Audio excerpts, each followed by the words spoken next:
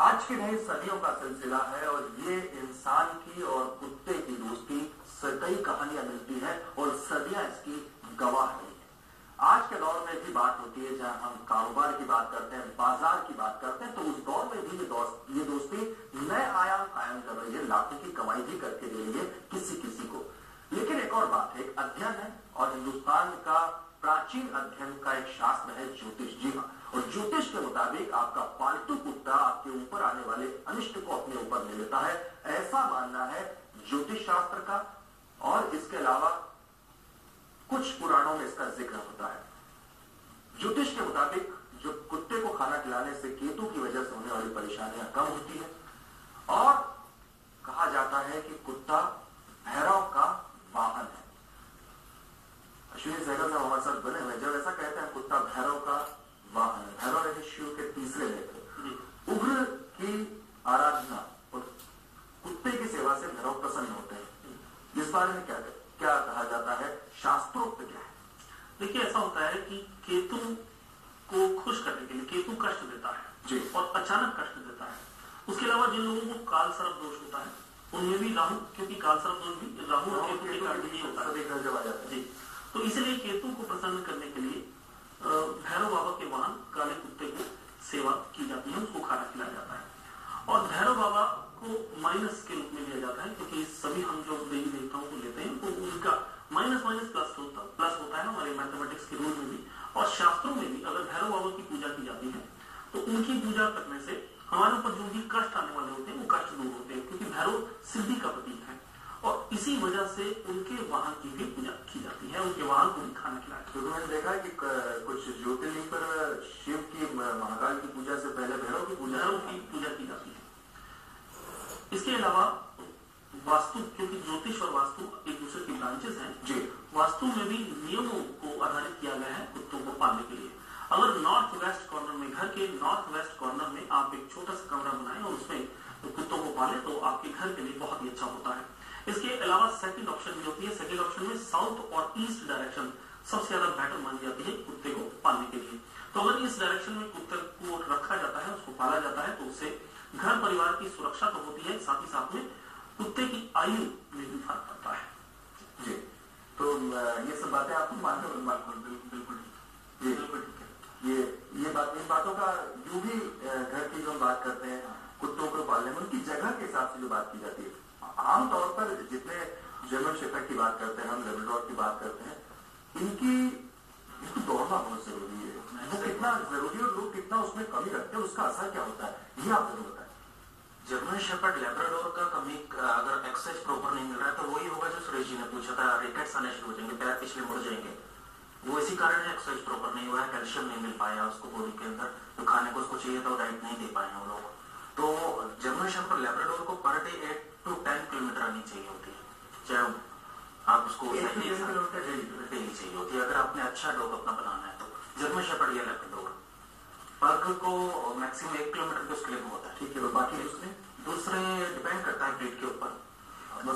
मसलन पोमेरियन को भी 1.5 किलोमीटर बहुत है, एंड नेपोलियन मस्टिफ को करीब 10 to 12 किलोमीटर पर डे उसको रनिंग चाहिए। इंग्लिश मस्टिफ को भी 10 से 15 किलोमीटर पर डे रनिंग चाहिए उसको। डिपेंड करता है ब्रीड के ऊपर, उस पर डिपेंड करता है। कॉलर इस वक्त हमारे साथ जो कुछ आपसे पूछना चाहते हैं, जी आप अपना सवाल पूछें। जी पूछिए आप।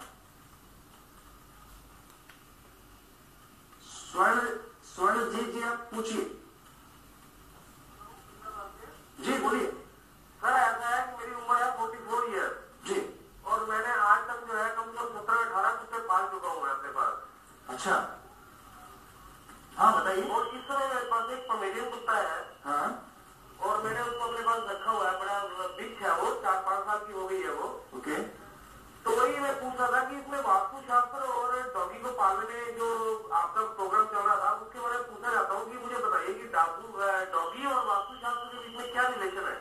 जी, रिलेशन तो हम जिस तरीके से बता चुके हैं, पंडित जी ने बताया, एक बार फिर से आप जी। वास्तुशास्त्र और डॉगी के बीच में रिलेशन जानना चाहते हैं। देखिए, ऐसा होता है किसी भी शास्त्र के अंदर एक कुछ नियम होते हैं, तो अग्नि, जल, वायु, आकाश, इन तत्वों के बैलेंस को ही वास्तु कहते हैं। और इन्हीं नियमों पर आधारित शास्त्र को वास्तुशास्त्र कहा जाता है। तो इसलिए जिस तरह से हर प्राणी के लिए इस शास्त्र का महत्व है, क्योंकि घर में अगर नॉर्थ और ईस्ट डायरेक्शन से हवा ज्यादा आती है तो घर में अच्छी हवा होती है और उससे वहां पे रहने वाले लोगों को अच्छा इफेक्ट मिलता है। साउथ और वेस्ट डायरेक्शन अगर बंद हो, वहां से हवा अंदर ना आए तो घर के अंदर बहुत बढ़िया रहता है। तो इसी तरह से डायरेक्शंस बहुत ज्यादा इंपॉर्टेंट होती है। तो इसीलिए अगर आपने घर में कोई भी पालतू जानवर पाला हुआ है, खासकर कुत्ते की अगर हम बात कर रहे हैं, तो कुत्ते को अगर हम सही डायरेक्शन पे रखते हैं, उसका रूम जहां भी रूम उसका उस पर रहना है, अगर उसको सही डायरेक्शन पे रखते हैं तो उससे उसको तो बहुत फर्क पड़ता है, साथ साथ में हमें भी काफी फर्क पड़ता है। हम घर में सुरक्षा महसूस भी करते हैं, क्योंकि कुत्ता अगर ठीक रहेगा, स्वस्थ रहेगा, सही जगह पे रहेगा तो स्वस्थ जरूर रहेगा। अगले कॉलर में इस वक्त हमारे पास सुशील कुमार जी है। जी सुशील जी, आप पूछिए, क्या पूछना चाहते हैं? सर, मेरे पास एक पहले कुत्ता था। जी, आप जो कि टेलीविजन सेट का ऑडियो म्यूट कर दें, फिर पूछें।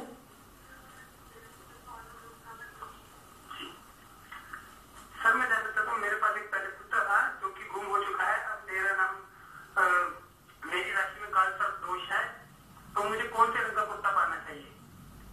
जी, भूरे रंग का कुत्ता अगर आप पालें तो आपके लिए बहुत अच्छा है, या फिर काले रंग का कुत्ता भी आप पाल सकते हैं। और उनको अगर आप खाना खिलाते हैं तो इससे काल सर्प दोष का इफेक्ट तो खत्म नहीं होगा, लेकिन उसका असर कुछ कम जरूर होगा। सुरेश, आपने कहा कि लेब्राडोर को आपने कहा कि सबसे मोस्ट इंटेलिजेंट कुत्ता है। मैं जानना चाहूंगा कि ब्रीड के हिसाब से उसकी जो इंटेलिजेंसी है वो भी क्या डिफर करती है, वो भी प्रभावित होती है? ब्रीड के हिसाब से अगर अच्छी पेडिग्री का लेब्राडोर है तो इंटेलिजेंस लेवल बहुत अच्छा होगा उसका। अगर इनब्रीडिंग है, इनब्रीडिंग मतलब भाई बहन ब्लड रिलेशन में है कोई, जो उसके मदर फादर या पेरेंट्स लाइन में कोई इनब्रीडिंग है, तो माइंड लेवल थोड़ा सा कम होगा उसका, इंटेलिजेंट लेवल थोड़ा सा कम होगा। सबसे इंटेलिजेंट लेब्राडोर, सबसे इंटेलिजेंट लेब्राडोर। और उस कैटेगरी में कौन कौन से आते हैं? जर्मन शेपर्ड आता है उस कैटेगरी में। यही दोनों है सबसे ज्यादा। बहुत इंटेलिजेंट ब्रीड है, बहुत इंटेलिजेंट ब्रीड है, बच्चों के लिए बहुत अच्छा है, बच्चों के साथ प्लेफुल होता है। वो जो वोडाफोन की एड में आता है, बच्चे के पीछे पीछे पीछे पीछे बात चल रहा है, वो नेचुरल है, उनकी हैबिट्स है। वो हमेशा बच्चे की नकल करने की कोशिश करते हैं। अगर बच्चा बैठा है तो कोशिश करेंगे उसी अंदाज में बैठे, अगर बच्चा सो गया है तो वैसे ही बैठने की कोशिश करेंगे। अच्छा, और अगर चल रहा है तो उसके पीछे पीछे उसका नेचुरल मूवमेंट है। कॉलर है फरीदाबाद से। जी, आप पूछिए। जी, अपना सवाल पूछिए। संजीव जी, अपना सवाल पूछिए।